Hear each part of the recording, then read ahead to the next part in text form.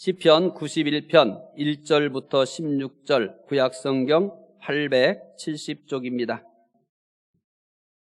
지존자의 은밀한 곳에 거주하며 전능자의 그늘 아래에 사는 자여, 나는 여호와를 향하여 말하기를 그는 나의 피난처요 나의 요새요 내가 의뢰하는 하나님이라 하리니, 이는 그가 너를 새 사냥꾼의 올무에서와 심한 전염병에서 건지실 것이미로다. 그가 너를 그의 깃으로 덮으시리니 내가 그의 날개 아래에 피하리로다. 그의 진실함은 방패와 손방패가 대신하니, 너는 밤에 찾아오는 공포와 낮에 날아드는 화살과 어두울 때 퍼지는 전염병과 밝을 때 닥쳐오는 재앙을 두려워하지 아니하리로다. 1000명이 내 왼쪽에서 10,000명이 내 오른쪽에서 엎드려지나 이 재앙이 내게 가까이 하지 못하리로다. 오직 너는 똑똑히 보리니 악인들의 보응을 내가 보리로다. 내가 말하기를 여호와는 나의 피난처시라 하고 지존자를 너의 거처로 삼았으므로 화가 내게 미치지 못하며 재앙이 내 장막에 가까이 오지 못하리니, 그가 너를 위하여 그의 천사들을 명령하사 내 모든 길에서 너를 지키게 하심이라. 그들이 그들의 손으로 너를 붙들어 발이 돌에 부딪히지 아니하게 하리로다. 내가 사자와 독사를 밟으며 젊은 사자와 뱀을 발로 누르리로다. 하나님이 이르시되 그가 나를 사랑한즉 내가 그를 건지리라. 그가 내 이름을 안즉 내가 그를 높이리라. 그가 내게 간구하리니 내가 그에게 응답하리라. 그들이 환난 당할 때에 내가 그와 함께하여 그를 건지고 영화롭게 하리라. 내가 그를 장수하게 함으로 그를 만족하게 하며 나의 구원을 그에게 보이리라 하시도다. 아멘.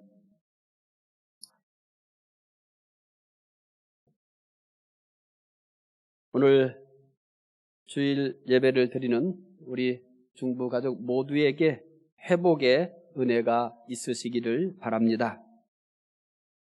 KBS 선정 한국인이 살아가는 클래식 명곡 순위 300곡을 2015년에 발표했습니다. 1위는 라흐마니노프의 피아노 협주곡 2번입니다. 핸델의 메시아는 51위였습니다. 핸델의 메시아가 나오게 된 배경이 있습니다. 핸델은 독일 출신 영국 작곡가로 명성을 떨치고 있었습니다.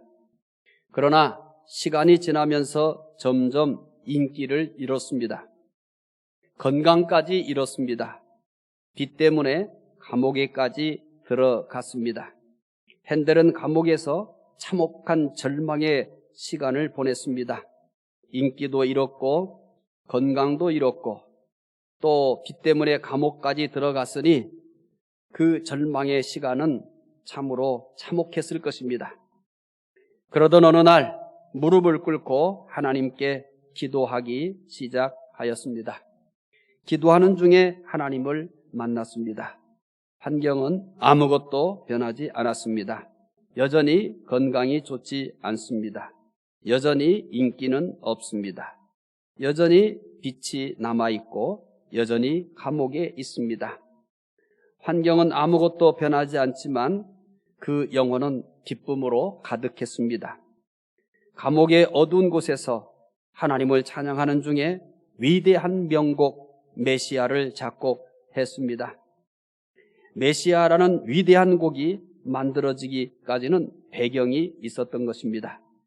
우리는 메시아라는 곡을 통해서 은혜를 받으며 그 장엄함과 아름다움에 감탄하지만, 그러나 그 배경 뒤에는 우리가 상상할 수 없는 핸델의 고통이 있었습니다.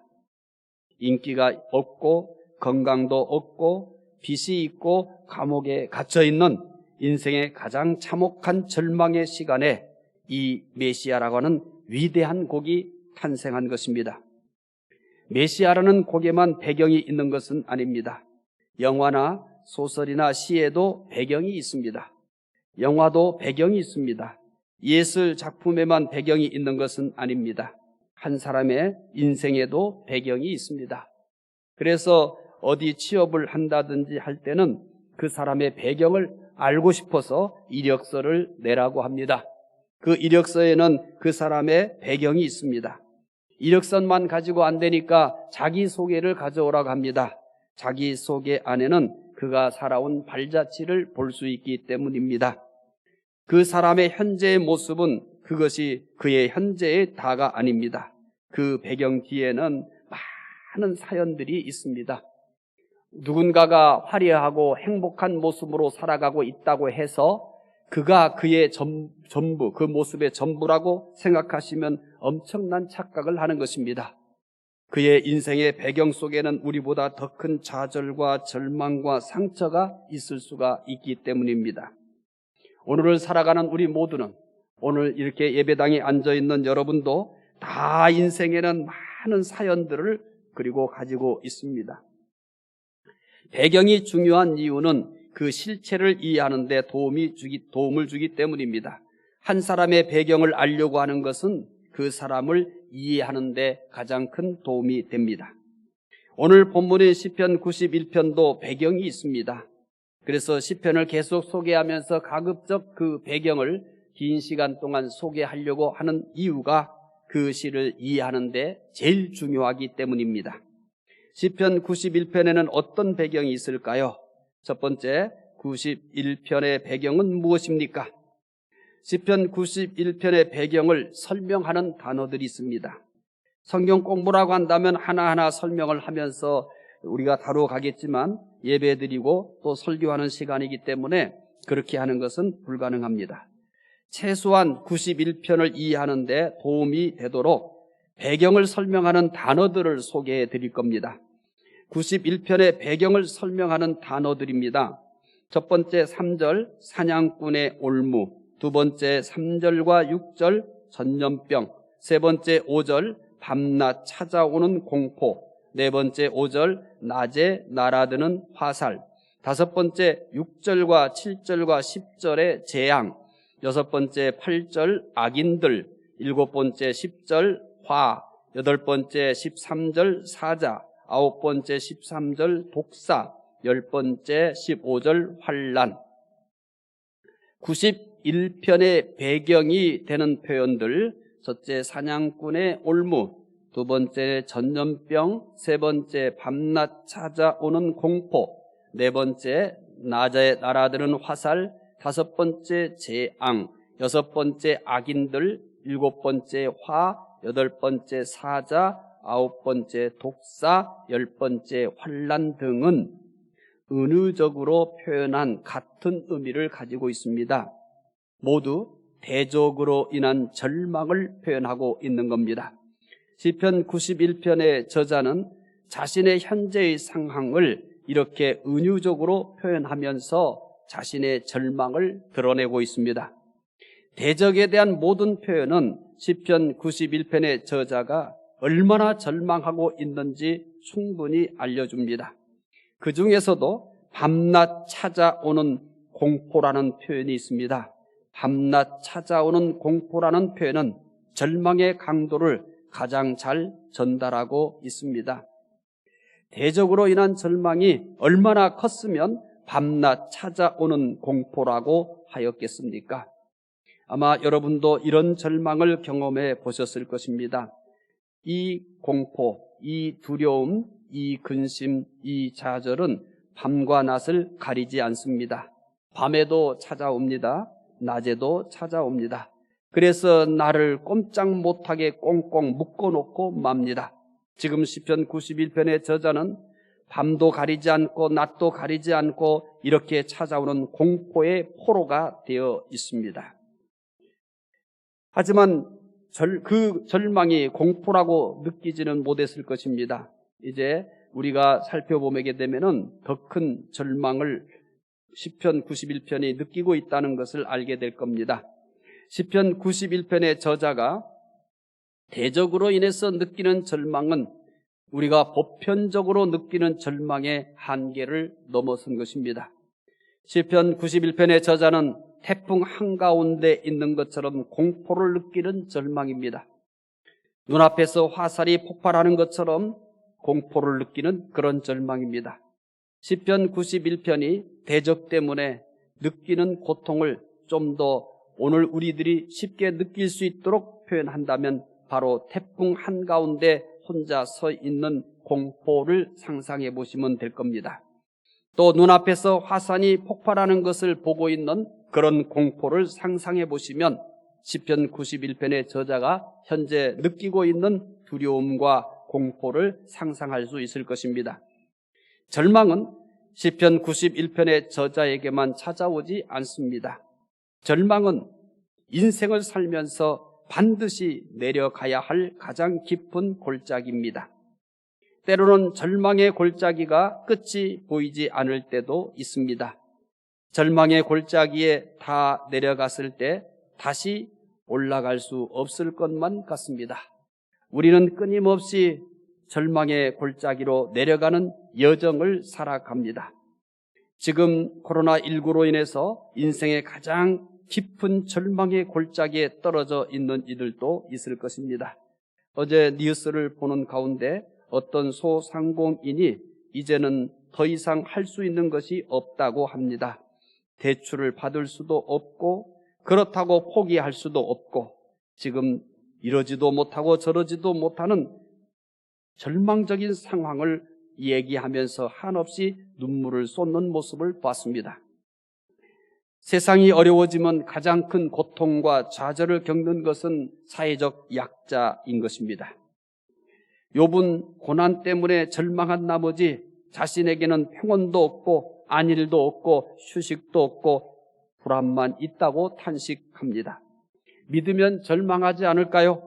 믿으면 절망이라는 것이 찾아오지 않을까요? 성경은 어디에서도 그렇게 말하고 있지 않습니다. 믿는다고 만사 형통한다는 착각을 하시면 안 됩니다.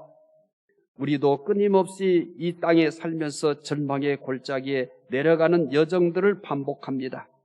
욥이 얼마나 힘들었으면 평온도 없고 안일도 없고 휴식도 없고 불안만 있다라고 탄식하겠습니까? 욥이 어떤 사람입니까? 하나님께서 천사와 또 사탄 앞에서도 자랑했던 사람 아닙니까? 하나님께서 이렇게 자랑한 사람일지라도 그도 우리와 똑같은 사람이고 그도 우리와 똑같은 세상을 살아가기 때문에 이런 절망의 골짜기에 내려가는 것은 피할 길이 없습니다. 믿음이 좋다고 절망을 피해가는 것은 아닙니다. 그건 불가능한 일입니다. 무엇과 똑같으냐면은 비가 내릴 때 우리는 무엇을 해야 합니까? 비가 안 내리게 하는 것이 아니라 비의 피해를 예방하거나 막는 것밖에는 우리가 할 일이 없습니다. 태풍이 붑니다. 그러면 우리는 태풍을 불지 않는 세계를 꿈꾸는 게 아닙니다. 태풍을 피하거나 그것을 막는 것 외에는 대안이 없는 겁니다. 우리가 믿음을 가지고 이 세상을 살아가는 것은 그렇게 세상을 살아가는 것입니다. 욥이 얼마나 절망하였으면 자신의 삶에 불안만 있다고 하였겠습니까?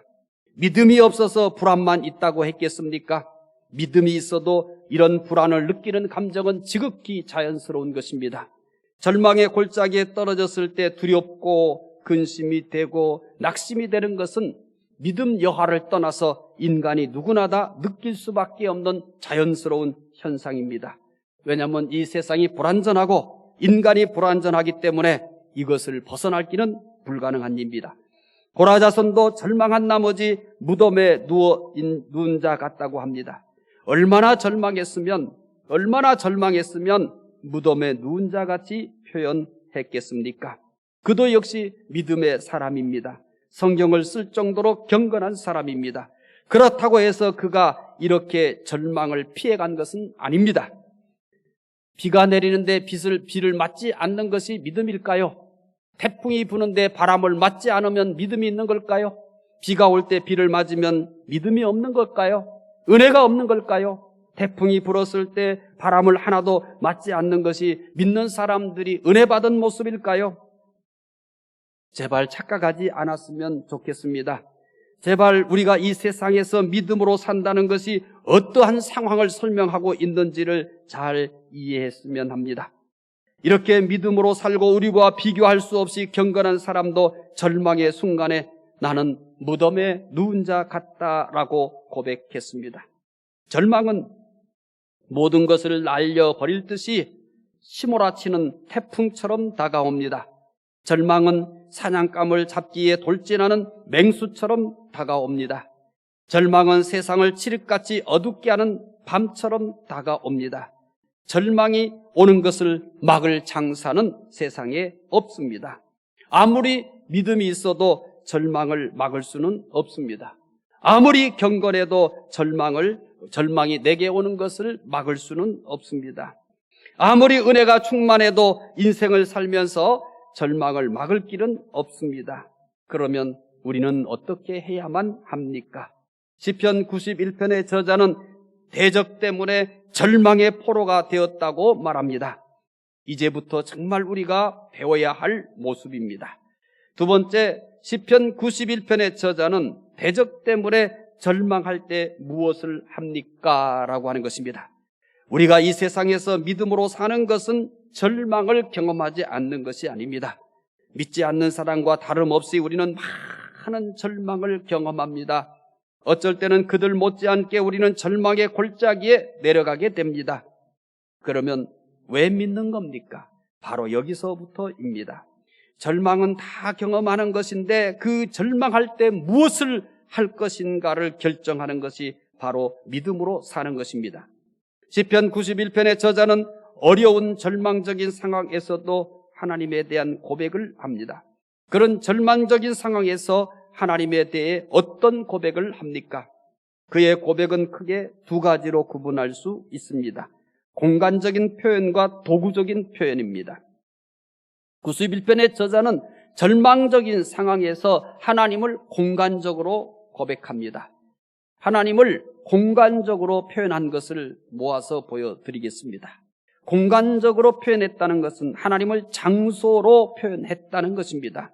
첫째는 하나님을 어떻게 표현했는가 하니 은밀한 곳 1절, 그 다음에 두 번째 전능자의 그늘 1절, 세 번째 피난처 2절과 9절, 네 번째는 요새 2절입니다. 다섯 번째는 거처 9절입니다. 시편 91편의 저자는 절망적인 상황에서 하나님을 공간적인 것으로 고백을 합니다. 그런데 시편 91편의 저자는 하나님을 공간적으로만 고백하지 않습니다. 이제는 도구적으로도 고백합니다.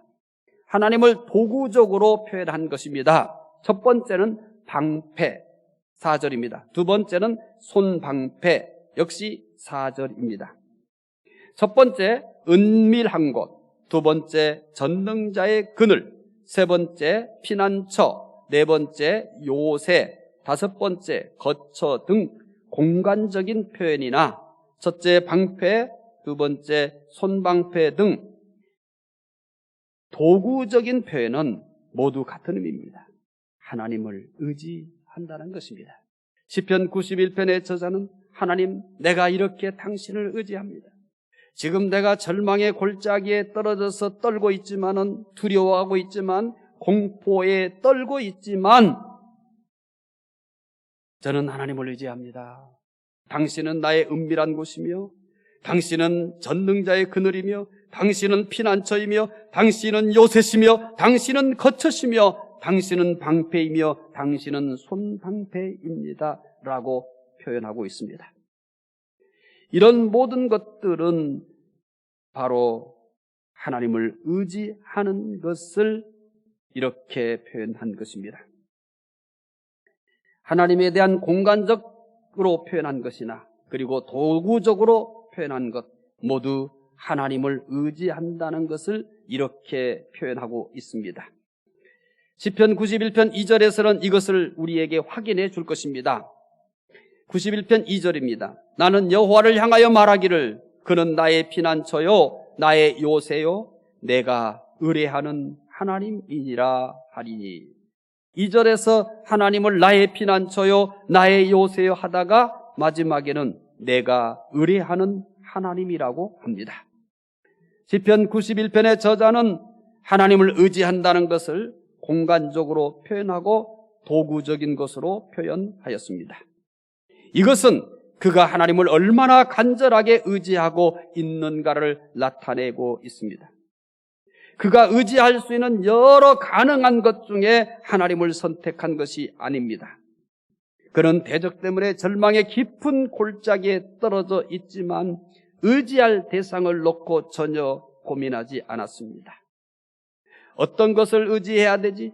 누구를 의지해야 되지? 이렇게 고민하지 않았습니다. 그는 여러 가지 것 중에서 하나님을 선택한 게 아닙니다. 그는 오직 하나님밖에 모릅니다.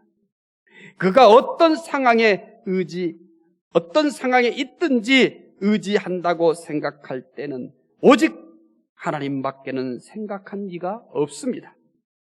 이것도 의지할 수 있고 저것도 의지할 수 있고 의지할 수 있는 다양한 것 중에 하나님 한 분을 선택한 게 아닙니다.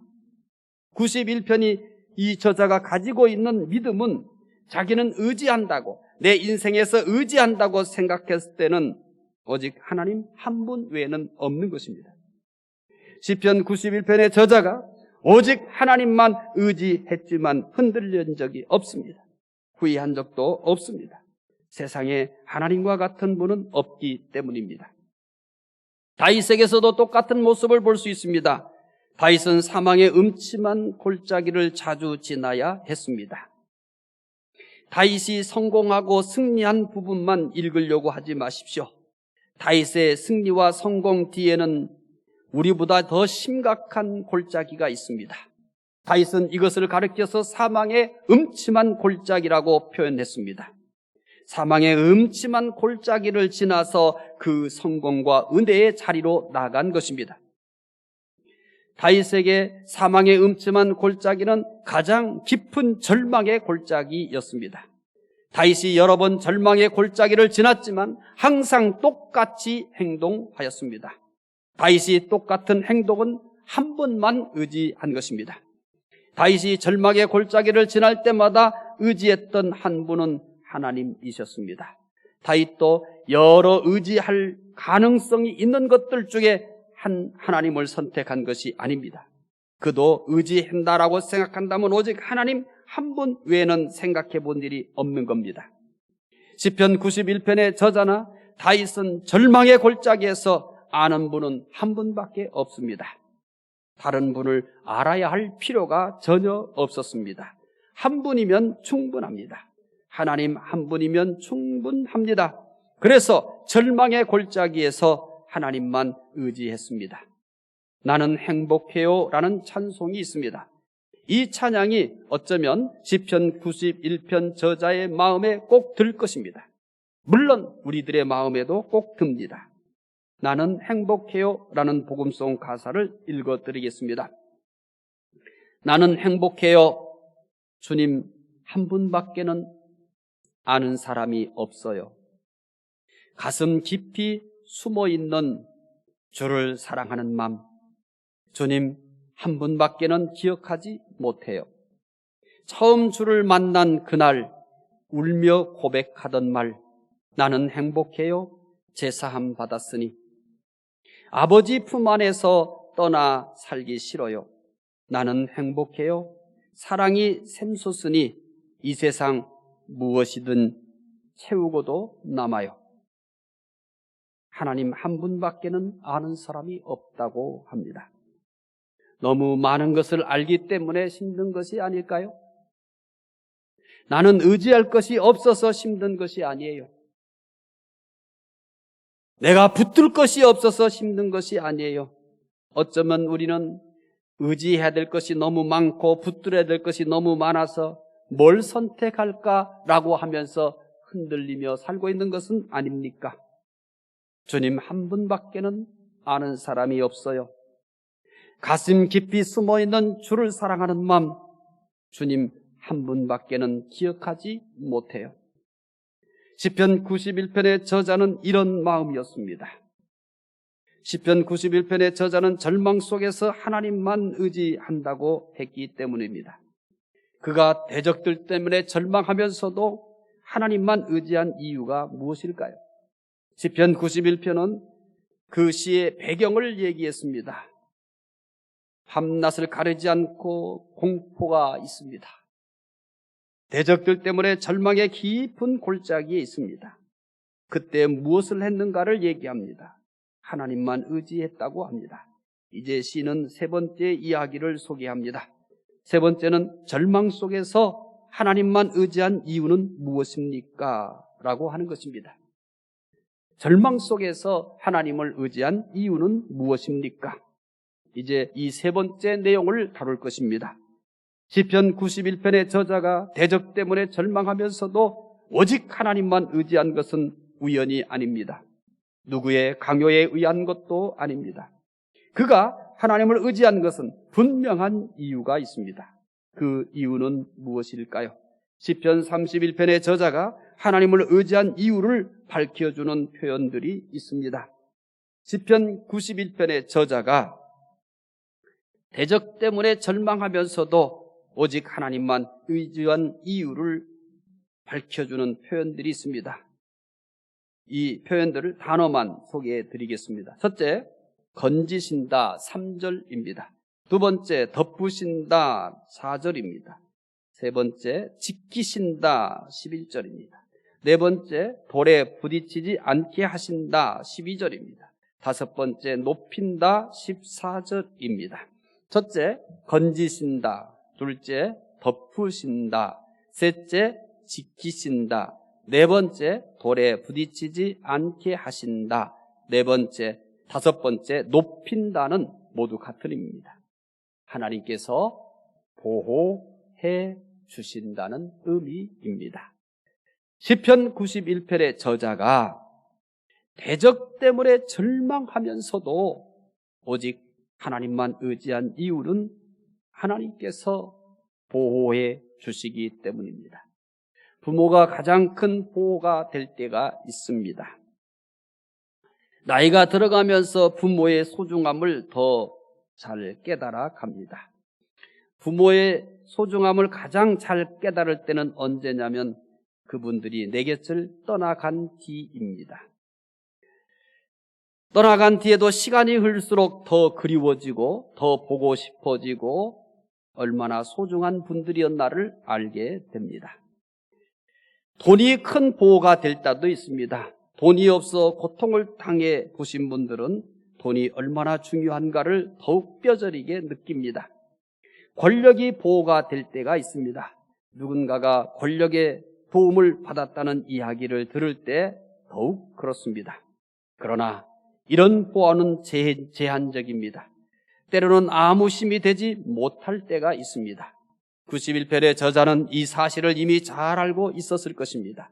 그래서 대적 때문에 절망할 때 망설이지 않고 하나님만 의지했습니다. 하나님만이 영원한 보호가 되시기 때문입니다.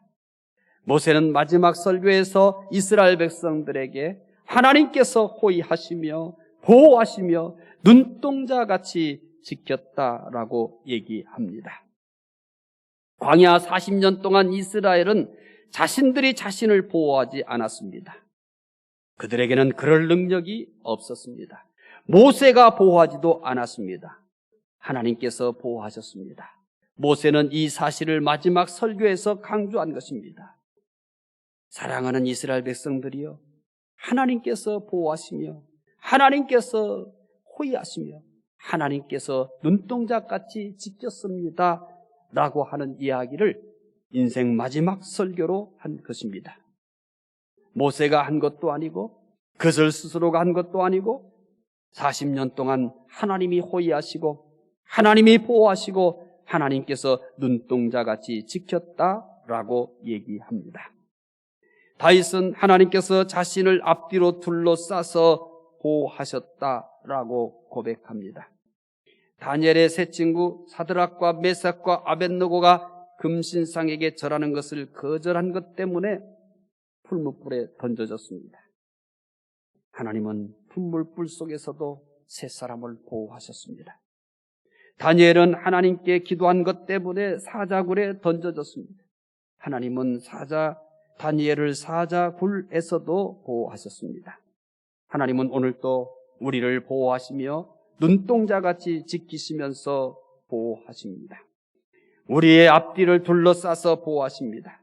절망의 골짜기에 있을지라도 낙심하지 말고 하나님을 의지하시기 바랍니다. 하나님께서 보호하실 것입니다. 코로나19 때문에 인생의 가장 깊은 절망의 골짜기에 떨어져서 두려워하고 계신가요? 아니면 다른 여러 가지 문제 때문에 지금 절망의 골짜기에서 괴로워하시는가요? 만약에 그렇다면 그 시간은 하나님을 의지해야 할 시간입니다. 하나님을 의지해서 하나님이 나를 보호하고 계시는 것을 경험할 수 있는 은혜의 때입니다. 그 시간이 안타까운 시간이요, 실패한 시간이요, 괴로운 시간이 아니라 오히려 그때 더 하나님을 의지하고 그리고 그 하나님을 의지함으로 하나님의 보호를 경험할 수 있는 은혜의 때로 바꿀 수가 있는 것입니다. 시편 91편의 저자가 대적 때문에 절망하고 있는 것처럼 절망의 골짜기를 지나고 있습니까? 절망의 골짜기가 너무 깊어 다시는 위로 올라갈 수 없을 정도로 절망하고 있습니까? 시편 91편의 저자는 대적 때문에 절망하고 있지만 오직 하나님만 의지한 것처럼 하나님만 의지하시기 바랍니다. 하나님 한 분이면 충분합니다. 하나님께서 보호하시기 때문입니다. 호의하시기 때문입니다. 눈동자같이 보호하시기 때문입니다. 앞뒤를 둘러싸서 보호하십니다. 금주는 우리가 비록 절망의 골짜기에 있다 할지라도 하나님을 의지하여 하나님의 보호를 받으며 사시는 시간들이 되시기 바랍니다. 기도하겠습니다. 하나님, 시편 91편의 저자는 절망의 골짜기에 떨어져서 괴로워합니다. 하지만 그 절망의 골짜기에서 하나님만 의지합니다. 하나님께서 보호해 주시기 때문입니다. 하나님, 우리는 지금 한 번도 경험해 보지 못한 절망의 골짜기에 있습니다. 코로나19로 수많은 사람들이, 세계 곳곳의 사람들이 절망의 골짜기에 떨어져 어찌할 바를 모릅니다. 하나님, 오늘 시편 91편이 교훈하는 것처럼 이때야말로 하나님을 의지할 때인 것을 깨닫게 해 주시옵소서. 하나님을 의지하여 하나님이 보호하시는 은혜를 경험할 수 있게 도와주시옵소서. 감사하며 예수님 이름으로 기도드리옵나이다. 아멘.